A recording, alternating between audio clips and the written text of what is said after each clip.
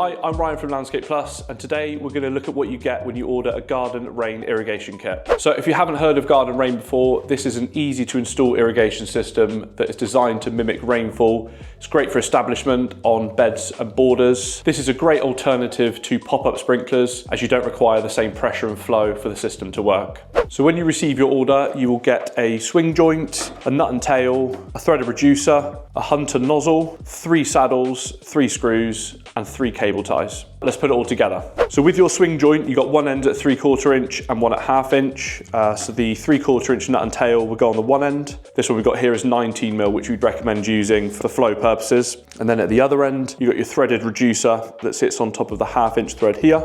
Then the nozzle of your choice will go into this threaded reducer and thread onto the top there.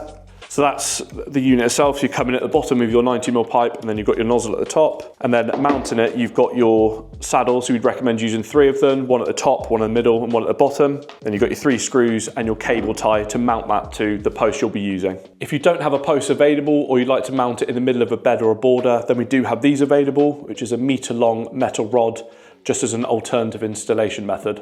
Hopefully that's covered everything you need to know about Garden Rain irrigation. If you do have any other questions, please get in touch with a member of the team.